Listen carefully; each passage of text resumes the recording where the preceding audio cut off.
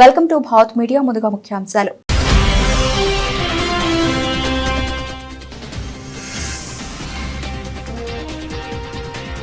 అమెరికాకు ట్రంప్ కష్టాలు, సంక్షోభం దిశగా అగ్రరాజ్య ఆర్థిక వ్యవస్థ.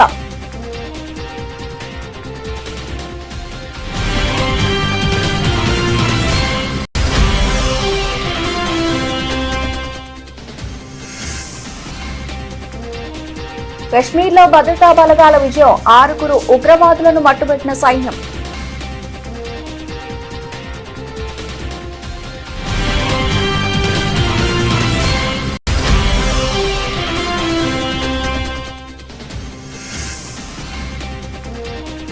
అణుబాంబు పేలుస్తామన్న రాహుల్ గాంధీకి రాజ్నాథ్ సింగ్ కౌంటర్, దాన్ని వెంటనే పేల్చాలని ఎద్దేవా.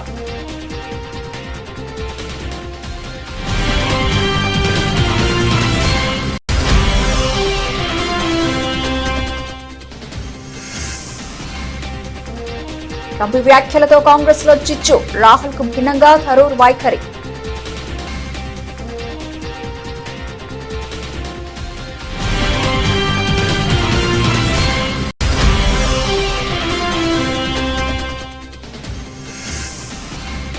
క్రీడారంగ అభివృద్ధి కోసం 9 కీలక అవగాహన ఒప్పందాలు చేసుకున్న తెలంగాణ ప్రభుత్వం. క్రీడాకారులకు అండగా కాంగ్రెస్ ప్రభుత్వం ఉంటుందన్న సీఎం రేవంత్ రెడ్డి.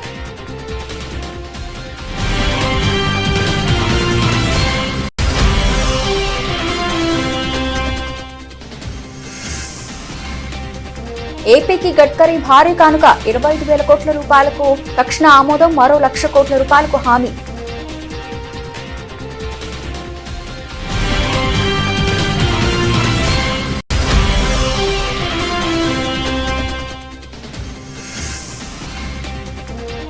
బీజేపీ వ్యక్తిగత నిర్ణయాలు ఉండవు, ఎవరికి ఏ బాధ్యత అప్పగించాలన్నది పార్టీ నాయకత్వమే నిర్ణయిస్తుందన్న కేంద్ర మంత్రి బండి సంజయ్.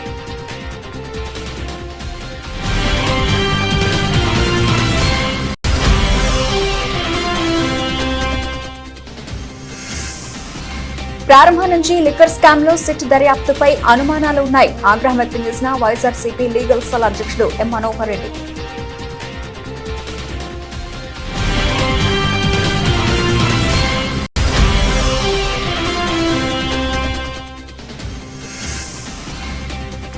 ప్రజలను మరోసారి మోసం చేయడానికి పాదయాత్ర చేపట్టారు. కాంగ్రెస్ పార్టీపై విమర్శలు గుప్పించిన మాజీ మంత్రి వేముల ప్రశాంత్.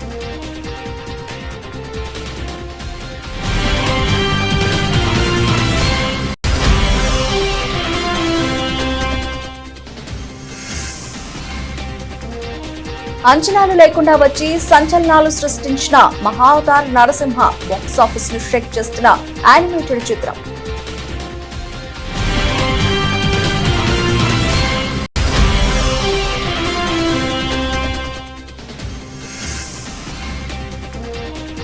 ఓల్డ్ టెస్ట్ లో భారత త్రయం జడేజా, గిల్, కేఎల్ రాహుల్ చారిత్రక రికార్డ్. ఇంగ్లాండ్ ముందు 374 పరుగుల భారీ లక్ష్యాన్ని నిర్దేశించిన భారత్.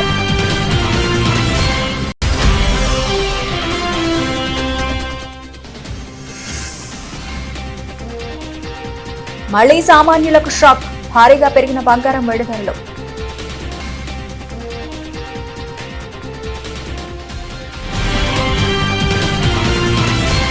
మళ్లీ అధికారంలోకి వస్తే అమెరికాకు స్వర్ణయుగాన్ని తెస్తానంటూ గద్దెనెక్కిన డొనాల్డ్ ట్రంప్ అగ్రరాజ్యాన్ని అధోగతి పాలు చేస్తున్నారు. ఇప్పుడు ఆర్థిక వ్యవస్థ సంక్షోభంలోకి జారుకుంటున్న సంకేతాలు వస్తున్నాయి. మరి ట్రంప్ విధానాలు ప్రపంచ దేశాలకే గాక స్వదేశానికి ఇబ్బందికరంగా పరిగణిస్తున్నాయి.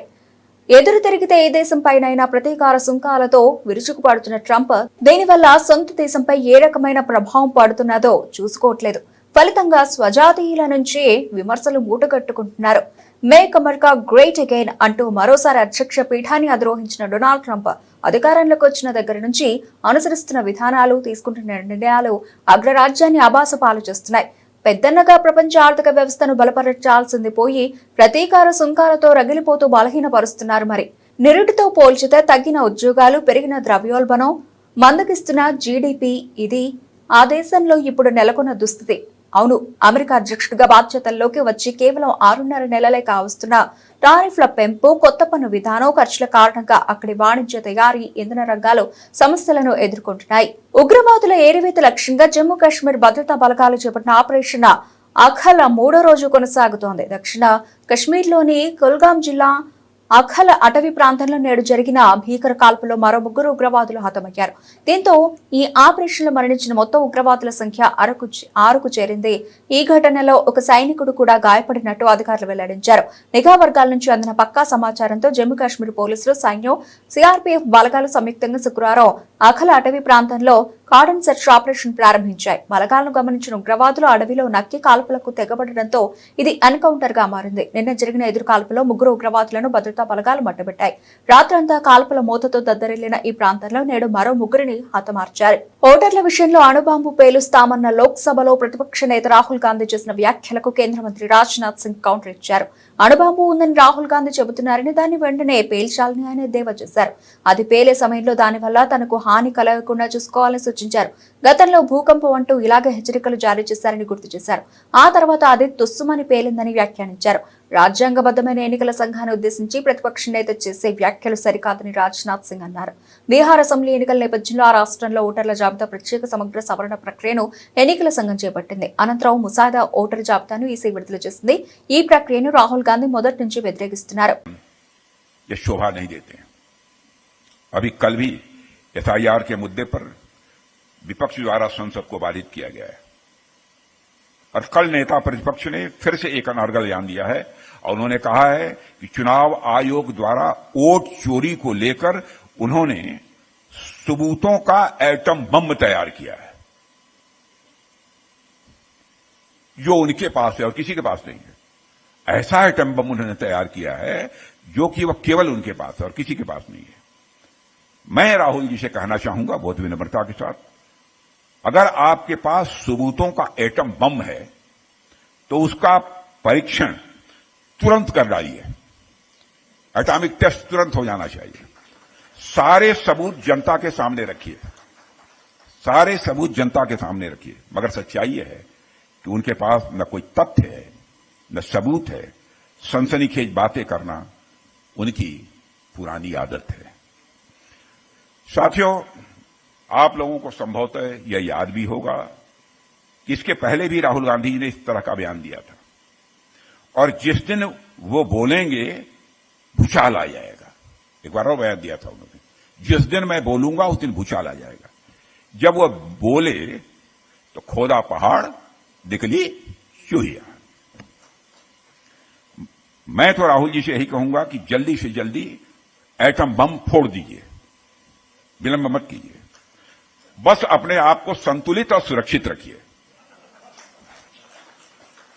क्योंकि हम सभी लोगों की चिंता करने वाले हैं, क्योंकि भारत ऐसा देश है जो कि भारत में रहने वाले लोगों की चिंता नहीं करता, बल्कि विश्व की धरा पर रहने वाले सभी लोगों की चिंता करते हुए सारे विश्व को वसुधैव कुटुंबकम, the whole world is a family, यह मैसेज देने वाला इस दुनिया की धरती पर कोई एक देश है तो हमारा और आपका देश ये केवल भारत है।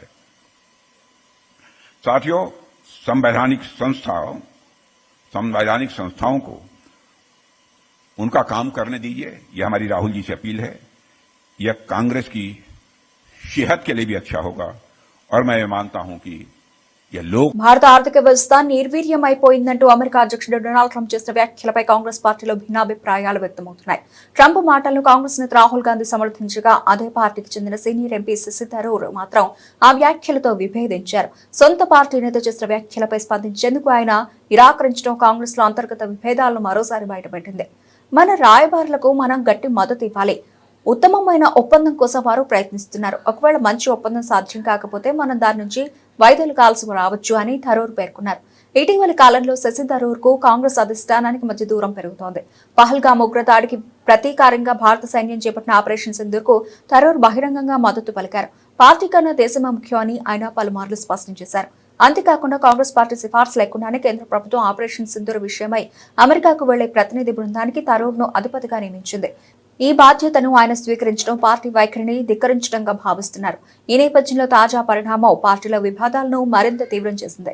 I don't want to comment on what my own party leader has said. He has his own reasons for saying it.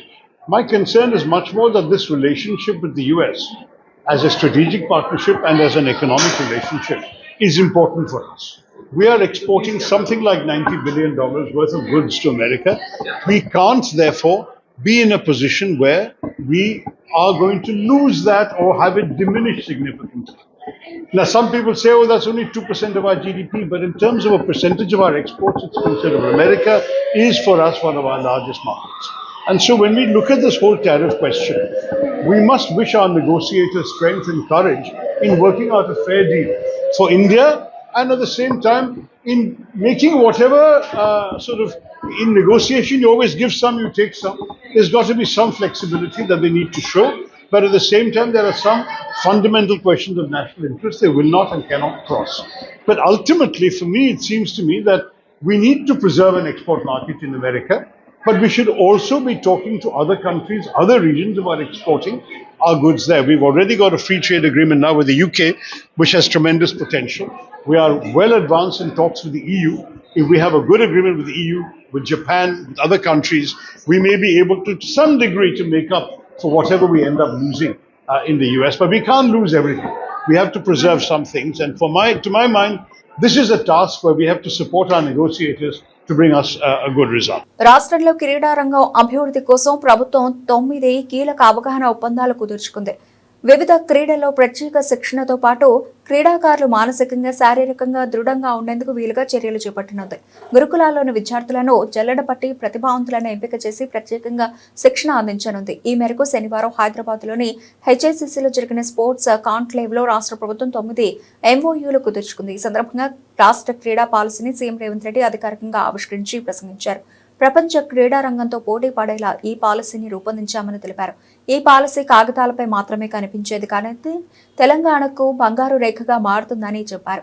ప్రపంచ క్రీడా రంగంలో ప్రభావం చూపాలంటే దేశ క్రీడా వ్యవస్థలో సమూల మార్పులు రావాలని ఆయన చెప్పారు. ఆ మార్పు తెలంగాణ నుంచి మొదలు అవుతుందన్నారు. అలాగే రాష్ట్రంలో క్రీడారంగ అభివృద్ధి కోసం ముందుకొచ్చే సంస్థలకు ప్రభుత్వ అనుమతుల కోసం సింగిల్ విండో విధానం అమలు చేస్తామని తెలిపారు. Young India university, young India sports అకాడమీల ఏర్పాటుకు సహకరించేందుకు క్రీడారంగ ప్రముఖులు, కార్పొరేట్ సంస్థలు ముందుకు రావాలని కోరారు. క్రీడల్లో రాజకీయ జోక్యం తగ్గించేందుకు, ప్రభుత్వ ప్రైవేటు భాగస్వామ్యం పెంచేందుకు స్పోర్ట్స్ హబ్ ఆఫ్ తెలంగాణ బోర్డును ఏర్పాటు చేసినట్టు సీఎం రేవంత్ తెలిపారు. ఈ రోజు మా ప్రభుత్వ విధానం స్పష్టం. చదువుల్లోనే కాదు, క్రీడలలో రాణిస్తే తప్పకుండా రాష్ట్ర ప్రభుత్వం మిమ్మల్ని తీర్చిదిద్దుతుంది, మీకు అండగా నిలబడుతుంది. హైదరాబాద్ నగరానికి national games in 2002, in 2003 Commonwealth Games, in 2007 world military games. ఇన్ని క్రీడల్ని హైదరాబాద్ నగరంలో మనం నిర్వహించినాం. ఈరోజు గచ్చిబౌలి ప్రాంతం అభివృద్ధి చెందింది అంటే అక్కడ క్రీడా మైదానాలు ఉండడం వల్లనే.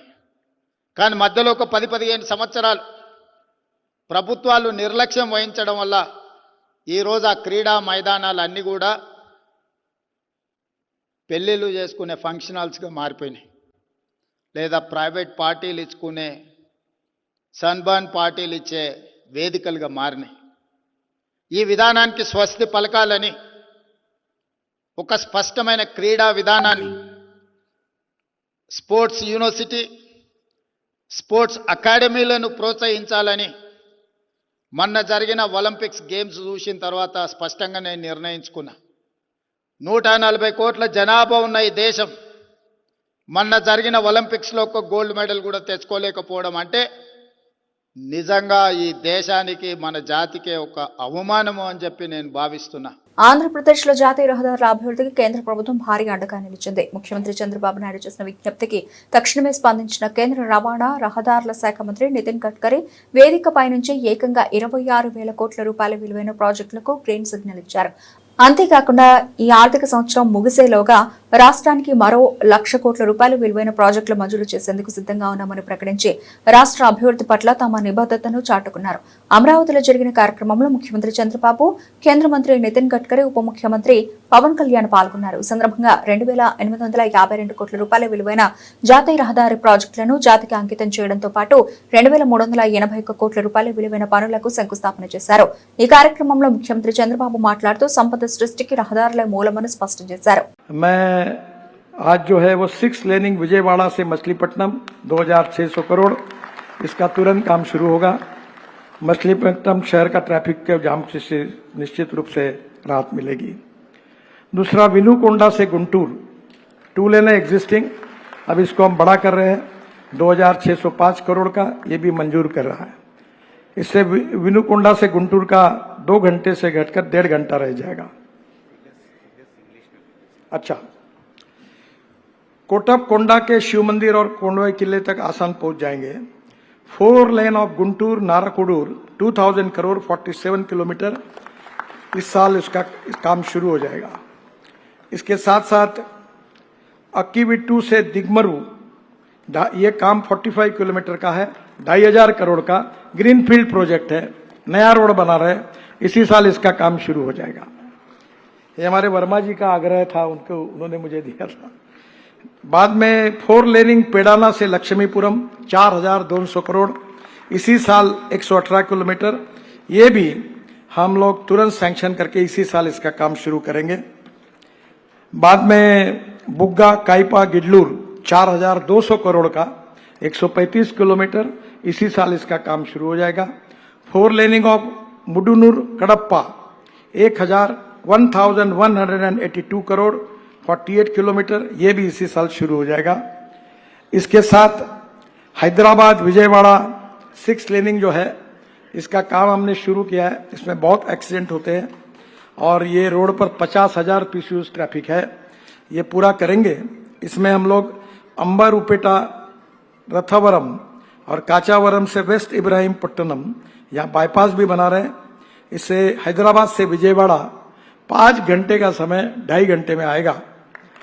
पर इसके साथ साथ ये बहुत पीसीयूज है, आज मैं वहां मीटिंग में बताने के लिए भूल गया, पर मैंने अधिकारियों को आदेश दिया है कि हैदराबाद से विजयवाड़ा नया ग्रीन एक्सप्रेस हाईवे हम बनाएंगे और 2 घंटे में आपका होगा। विजयवाड़ा से हैदराबाद 2 घंटे में आप जाएंगे।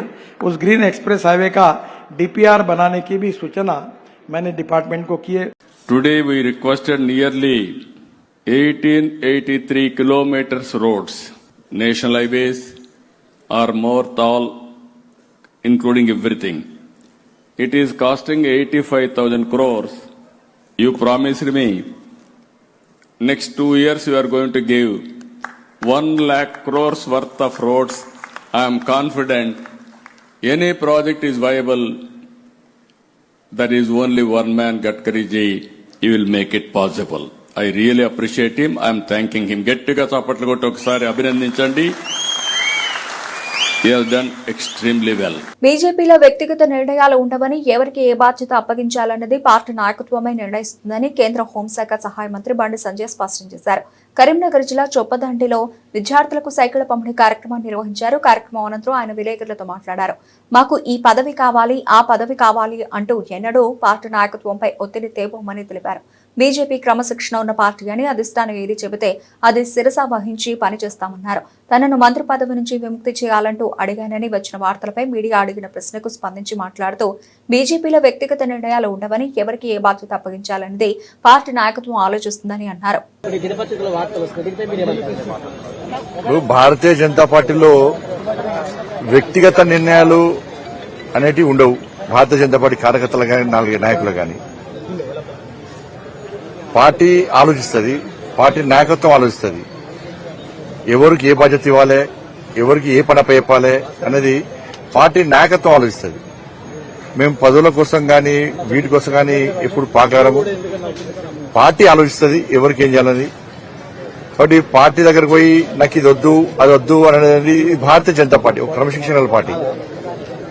కాబట్టి వ్యక్తిగత నిర్ణయాలను పార్టీ మీద రుద్దే ప్రయత్నం ఎవరు కూడా చేయం. పార్టీ ఆదేశాన్ని పక్కా శిరస వహిస్తాం. పార్టీ ఏది చెప్తే అది చేసేటువంటి కార్యకర్తలే భారతీయ జనతా పార్టీ కార్యకర్తలు.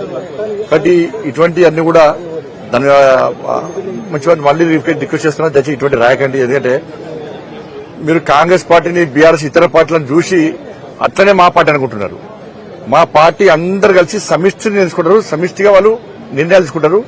వాటిని అమలు చేసే బాధ్యత కార్యకర్తలుగా నాయకులు మా మీద ఉంటుంది. వాళ్ళు ఆలోచిస్తారు, ఎవరికి ఏది ఉండాలో ఏది ఇవ్వాలో ఆలోచిస్తారు. మరి దాన్ని మేము శిరస వహిస్తాం, కమిట్మెంట్ గల కార్యకర్త శిరస వహిస్తాం. కాబట్టి ఇటువంటి తప్పు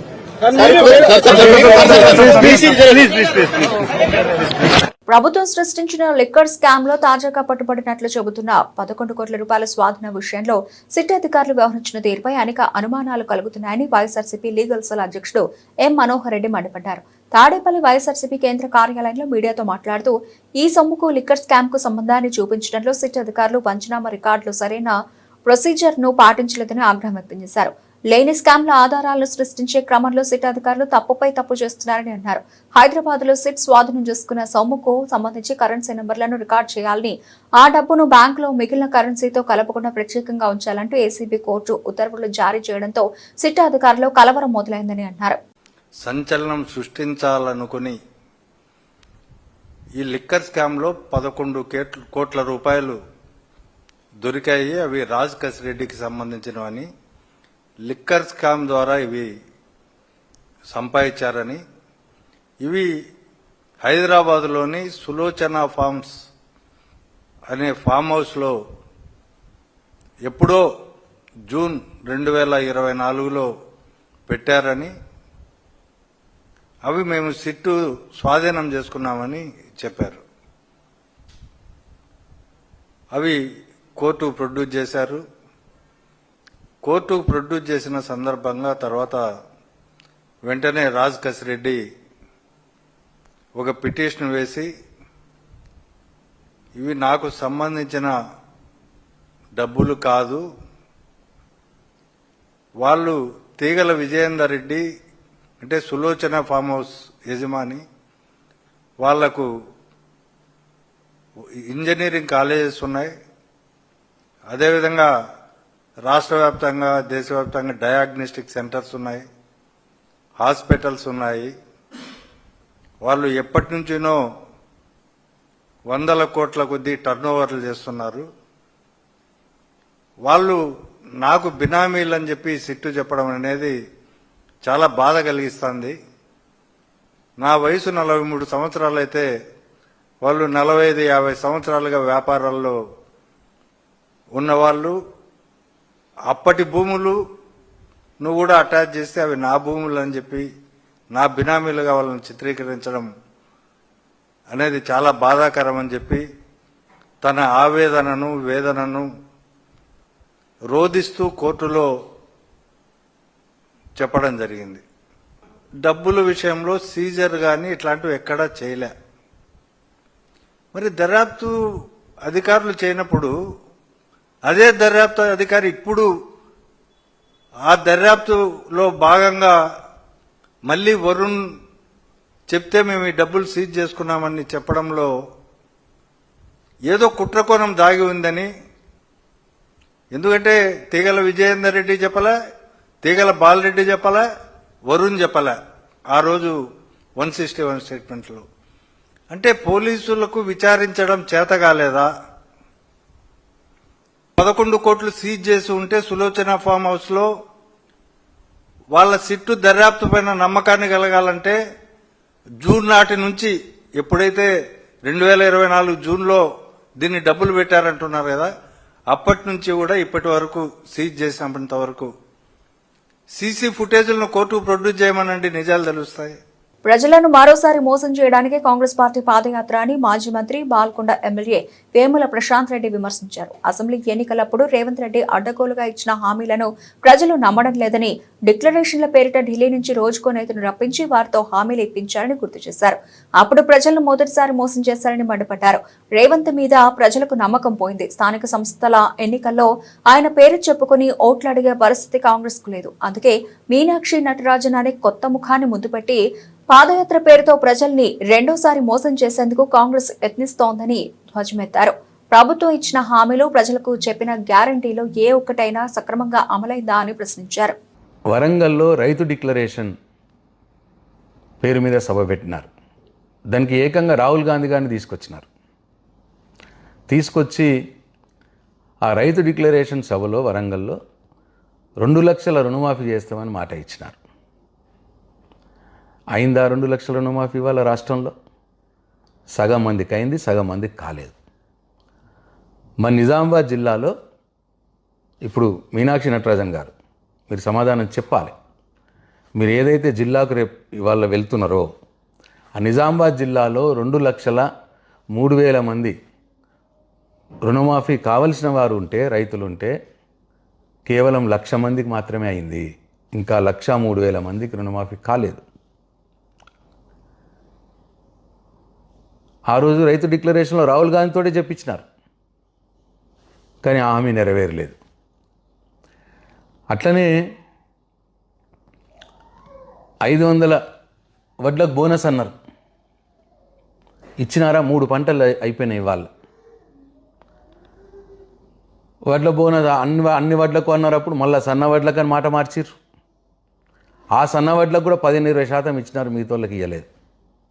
ఇవాళ మన నిజామాబాద్ జిల్లాలో నేను ఇంతకుముందు చెప్పినట్టు రుణమాఫీ పద్దు కిందనే ఇంకా 1,00,000 మందికి 2 లక్షల చొప్పున రుణమాఫీ కావాలంటే 2,000 కోట్లు నిజామాబాద్ జిల్లాలోనే మీరు బాకీ ఉన్నారు మీ కాంగ్రెస్ పార్టీ ప్రభుత్వం రైతులకు. బోనస్ విషయంలో ప్రతి పంట 8 లక్షల మెట్రిక్ టన్నుల పంట ప్రొక్యూర్ చేస్తూ ఉన్నారు మీరు. అంటే ఒక్క సీజన్కు 8 లక్షల మెట్రిక్ టన్నుల వడ్లకు క్వింటాలకు 500 చొప్పున బోనస్ లెక్క కడితే 400 కోట్లు ఇవ్వాలి ప్రతి సీజన్కు. ఇవాళ 3 సీజన్లు అయిపోయినాయి, 1,200 కోట్లు బోనస్ డబ్బులే. దాంట్లో 200 కోట్లు ఇచ్చినారు మీరు. ఇంకా 1,000 కోట్లు బోనస్ కింద, 500 రూపాయల వడ్ల బోనస్ పద్దు కింద నిజామాబాద్ జిల్లా రైతులకే 1,000 కోట్లు మీరు బాకీ ఉన్నారు కాంగ్రెస్ పార్టీ ప్రభుత్వం. ఎలాంటి అంచనాలు లేకుండా వచ్చి ప్రేక్షకులను అలరించి భారీ హిట్స్ గా నిలిచిన సినిమాలు చాలానే ఉన్నాయి. అలా వచ్చిన ఓ సినిమా ఇప్పుడు బాక్స్ ఆఫీస్ ను షేక్ చేస్తోంది, థియేటర్స్ లో దుమ్ము రేపుతోంది. స్టార్ హీరోలు, పెద్ద డైరెక్టర్, భారీ సెట్లు ఇలా ఏవీ లేకుండానే వచ్చిన ఆ సినిమా వసూళ్ల వర్షం కురిపిస్తోంది. ఆ సినిమానే మహావతార్ నరసింహ. ఎలాంటి అంచనాలు లేకుండా వచ్చిన మహావతార్ నరసింహ థియేటర్స్ లో దూసుకుపోతోంది. ఈ సినిమా చూడడానికి ప్రేక్షకులు ఆసక్తి చూపిస్తున్నారు. తాజాగా ఈ చిత్రం 8 రోజుల్లోనే 60 కోట్ల రూపాయలకు పైగా వసూళ్లను రాబట్టినట్లు చిత్ర నిర్మాణ సంస్థ హోమలైఫ్ ఫిల్మ్స్ వెల్లడించింది. అన్ని రికార్డులను అధిగమించి కేవలం 8 రోజుల్లో 60.5 కోట్ల రూపాయలకు పైగా వసూలు చేసి భారతదేశంలో అత్యధిక వసూళ్లు సాధించిన యానిమేటెడ్ చిత్రంగా నిలిచింది అంటూ ట్వీట్ చేసింది. ఈ సినిమాకు అశ్విన్ కుమార్ దర్శకత్వం వహించారు. కాగా మహావిష్ణువు దశావతారాల ఆధారంగా 10 ఏళ్ల పాటు వరుసగా సినిమాలు రూపొందనున్నాయి. మహావతార్ సినిమాటిక్ యూనివర్స్ పేరుతో మేకర్స్ ఏడాదికి ఓ సినిమాను విడుదల చేయనున్నట్లు ఇప్పటికే ప్రకటించారు. ఇంగ్లాండ్తో జరుగుతున్న 5వ టెస్టులో భారత జట్టు పూర్తి ఆధిపత్యం ప్రదర్శించింది. 2వ ఇన్నింగ్స్ లో బ్యాటర్లు చెలరేగడంతో ఇంగ్లాండ్ ముందు 374 పరుగుల భారీ లక్ష్యాన్ని నిర్దేశించింది. యువ ఓపెనర్ యశస్వి జైస్వాల్ అద్భుత శతకంతో కదం తొక్కగా నైట్ వాచ్మెన్ గా వచ్చిన ఆకాష్ దీప్, రవీంద్ర జడేజా, వాషింగ్టన్ సుందర్ కీలక అర్ధశతకాలతో రాణించారు. దీంతో ఈ మ్యాచ్ లో టీమిండియా పట్టు వేయించింది. 3వ రోజు ఆటలో భారత బ్యాటర్లు పూర్తి ఆత్మవిశ్వాసంతో ఆడారు. ముఖ్యంగా యశస్వి జైస్వాల్ తన కెరీర్ లో 6వ టెస్ట్ సెంచరీని నమోదు చేశాడు. 164 బంతుల్లో 14 ఫోర్లు, 2 సిక్సర్లతో 118 పరుగులు చేసి జట్టుకు భారీ స్కోర్ అందించడంలో కీలక పాత్ర పోషించాడు. అలాగే నైట్ వాచ్మెన్ గా బరిలోకి దిగిన ఆకాష్ దీప్ తన కెరీర్ లోనే తొలి అర్ధశతకం నమోదు చేశాడు. ఈ ద్వయం శతక భాగస్వామ్యం భారత్ ను పటిష్ట స్థితికి చేర్చింది. ఈ మ్యాచ్ లో రవీంద్ర జడేజా అరుదైన ఘనతను తన ఖాతాలో వేసుకున్నాడు. కీలకమైన 53 పరుగులు చేయడంతో ఈ సిరీస్ లో అతని మొత్తం పరుగుల సంఖ్య 516కు చేరింది. తద్వారా శుభ్మన్ గిల్, కేఎల్ రాహుల్ తర్వాత ఒకే సిరీస్ లో 500కు పైగా పరుగులు చేసిన 3వ భారత బ్యాటర్ గా నిలిచాడు. కాగా టెస్ట్ క్రికెట్ చరిత్రలో 3 భారత బ్యాటర్లు ఒకే సిరీస్ లో ఈ ఘనత సాధించడం ఇదే తొలిసారి కావడం విశేషం. ఇక 374 పరుగుల లక్ష్య ఛేదనలో 2 ఇన్నింగ్స్ ప్రారంభించిన ఆతిథ్య ఇంగ్లాండ్ 3వ రోజు ఆట ముగిసే సమయానికి 13.5 ఓవర్లలో 1 వికెట్ నష్టానికి 50 పరుగులు చేసింది. ఆట ముగుస్తుందనగా సిరాజ్ క్రాలీని అవుట్ చేసి భారత్ కు బ్రేక్ ఇచ్చాడు. బెన్ జకెట్ క్రీజ్ లో ఉన్నాడు. ఇంగ్లాండ్ విజయానికి 324 పరుగులు అవసరం కాగా భారత్ కు 9 వికెట్లు కావాలి. బంగారం, వెండి ప్రియులకు మరోసారి షాకింగ్ న్యూస్ వచ్చేసింది. బంగారం, వెండి ధరలు భారీగా పెరిగాయి. 24 క్యారెట్ల బంగారం ధర 10 గ్రాములకు 1,540 రూపాయలు పెరిగి 1,01,350 రూపాయల స్థాయికి చేరగా 22 క్యారెట్ల బంగారం ధర 92,290 రూపాయలకు చేరుకుంది. అదేవిధంగా వెండి ధర కిలోగ్రాముకు 100 రూపాయలు పెరిగి 1,13,000 రూపాయలకు చేరింది. తెలుగు రాష్ట్రాల్లోని ప్రధాన నగరాలైన హైదరాబాద్, విజయవాడ, విశాఖపట్నంలో బంగారం, వెండి ధరలు దాదాపు ఒకే స్థాయిలో ఉన్నాయి. హైదరాబాద్ లో 24 క్యారెట్ల బంగారం 10 గ్రాముల ధర 1,01,350 రూపాయలు, 22 క్యారెట్ల బంగారం ధర 92,290 రూపాయలుగా ఉంది. వెండి ధర కిలోగ్రాముకు 1,23,000 రూపాయలు. విజయవాడలో కూడా ఇదే ధరలు కొనసాగుతున్నాయి. చెన్నై, బెంగళూరు, ముంబై వంటి నగరాల్లో 24 క్యారెట్ల బంగారం ధర 1,01,350 రూపాయలకు ఉండగా 22 క్యారెట్ల బంగారం ధర 92,290 రూపాయలుగా ఉంది. వెండి ధర కిలోగ్రాముకు 1,12,800 రూపాయల నుంచి 1,13,100 రూపాయలకి పెరిగింది. బంగారం వెండి ధరల పెరుగుదలకు అంతర్జాతీయ మార్కెట్ పరిస్థితులు ప్రధాన కారణమని తెలుస్తోంది. బులెటిన్ ముగించే ముందు హెడ్లైన్స్ మరోసారి.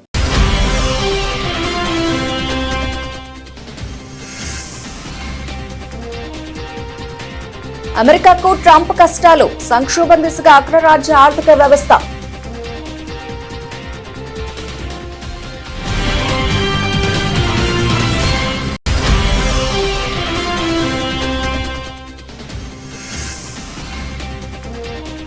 కశ్మీర్లో భద్రతా బలగాల విజయం, 6 ఉగ్రవాదులను మట్టుబెట్టిన సైన్యం.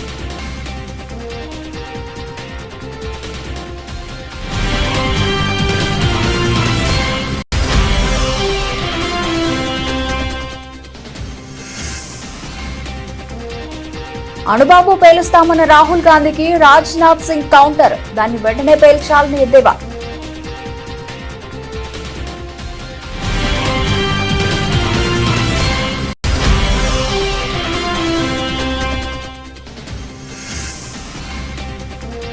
ట్రంప్ వ్యాఖ్యలతో కాంగ్రెస్ లో చిచ్చు, రాహుల్ కు భిన్నంగా థరూర్ వైఖరి.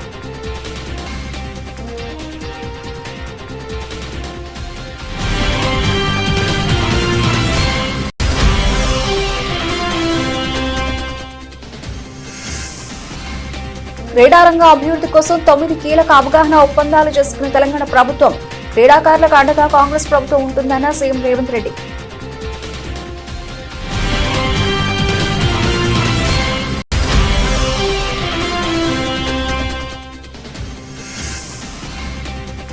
ఏపీకి గడ్కరీ భారీ కానుక, 25,000 కోట్ల రూపాయలకు తక్షణ ఆమోదం, మరో 1,00,000 కోట్ల రూపాయలకు హామీ.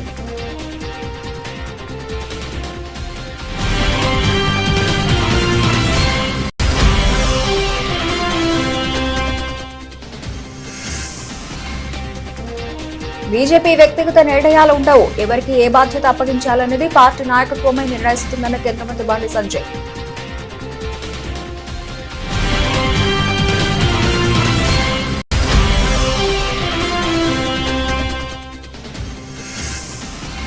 ప్రారంభం నుంచి లిక్కర్ స్కామ్ లో సిట్ దర్యాప్తుపై అనుమానాలు ఉన్నాయి, ఆగ్రహం వ్యక్తం చేసిన వైఎస్ఆర్సీపీ లీగల్ సెల్ అధ్యక్షుడు ఎం మనోహర్ రెడ్డి.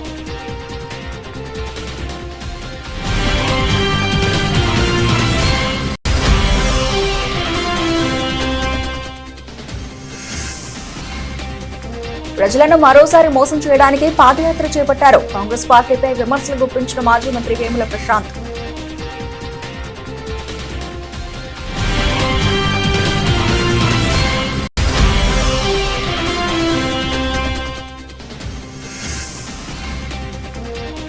అంచనాలు లేకుండా వచ్చి సంచలనాలు సృష్టించిన మహావతార్ నరసింహ బాక్సాఫీస్ ను షేక్ చేస్తున్న యానిమేటెడ్ చిత్రం.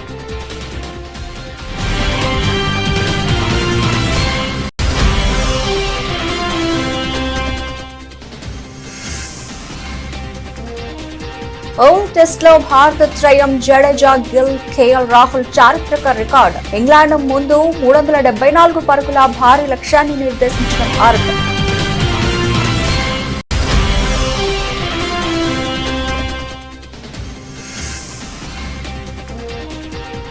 మళ్లీ సామాన్యులకు షాక్, భారీగా పెరిగిన బంగారం వెండి ధరలు.